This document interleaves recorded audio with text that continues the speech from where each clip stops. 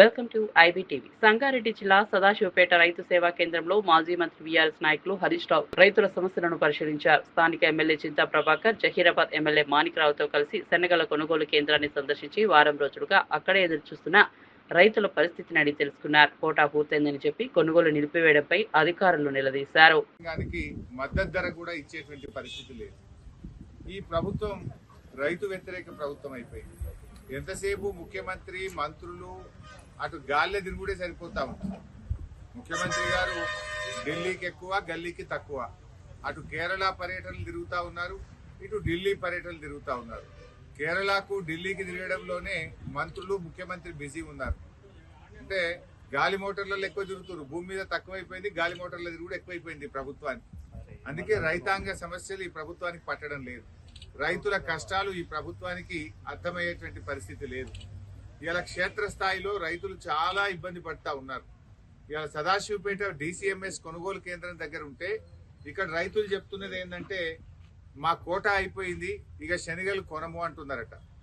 అదేవిధంగా ఇప్పటికే కొన్న శనిగల్ని కూడా అవి బిల్ అయితే లేదు, మీరు వాపస్ తీసుకుపోండి అంటున్నారట.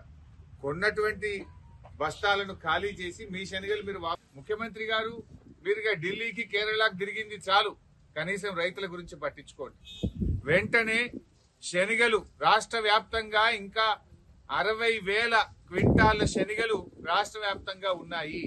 తక్షణమే మొత్తం శనిగలు కూడా 5,870 రూపాయల మద్దతు ధర ఉంది, దాన్ని కొనండి.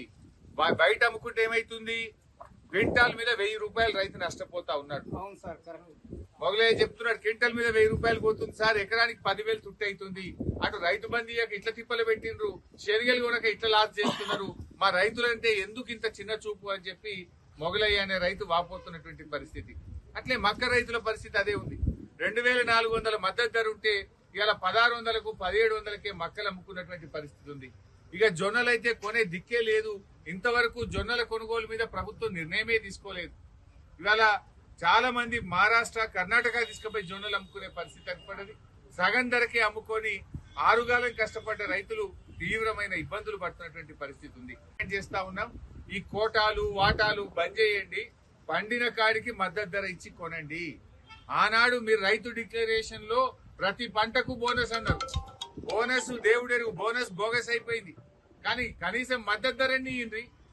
బోనస్ ఎగబెట్టేసింది మీరు. మక్కలకు బోనస్ లేదు, కందులకు బోనస్ లేదు, శనగలకు బోనస్ లేదు, జొన్నలకు బోనస్ లేదు. బోనస్ బోగస్ అయిపోయింది. ఆ సన్నవడ్లకు కూడా యాసంగికి బోనస్ రాని పరిస్థితి ఉన్నది. సన్నవడ్లకు కూడా యాసంగిలో బోనస్ ఇస్తారా ఇయ్యరా, ఏదో ఒకటి స్పష్టం చేయాలని చెప్పి నేను ప్రభుత్వాన్ని డిమాండ్ చేస్తా ఉన్నా. పోయిన యాసంగి బోనస్ ఎగ్గొట్టిండ్రు, మరి ఈ యాసంగికైనా సన్నవడ్లకు గవర్నమెంట్ బోనస్ ఇస్తుందా? ఈ బోనస్ మాట కూడా బోగస్ అయిపోయిందా? ఏదో ఒకటి స్పష్టం చేయాలి, బోనస్ ఇవ్వాలని రైతుల పక్షాన ఈ ప్రభుత్వాన్ని డిమాండ్ చేస్తా ఉన్నా. ముఖ్యమంత్రి గారు ఒకసారి రివ్యూ చేయండి. ఎప్పుడు భూముల మీద రివ్యూ, కమిషన్ల మీద రివ్యూ, కాంట్రాక్ట్ల మీద రివ్యూలు చేస్తున్నారు తప్ప రైతుల మీద రివ్యూ చేసే టైం మీకు దొరకలేదు.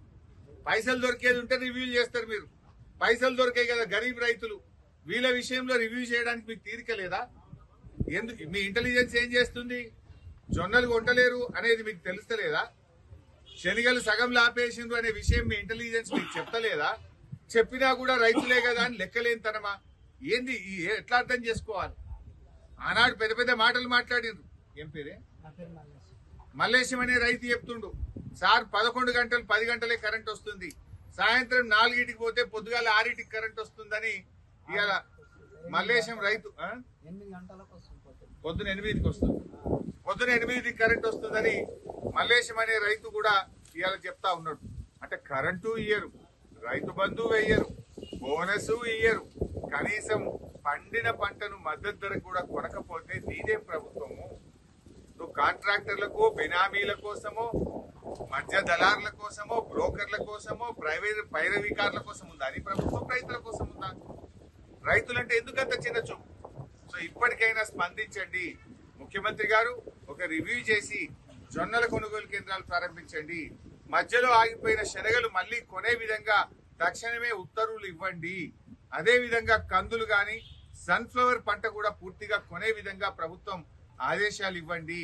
అదేవిధంగా వడ్ల కొనుగోలు కేంద్రాలు కూడా రాష్ట్ర వ్యాప్తంగా తక్షణమే ప్రారంభించాలని, ఈ యాసంగిలో సన్నవడ్లకు కూడా బోనస్ అందించాలని, పోయిన యాసంగి సన్నవడ్ల బోనస్ వెంటనే విడుదల చేయాలని చెప్పి డిమాండ్ చేస్తున్నాం.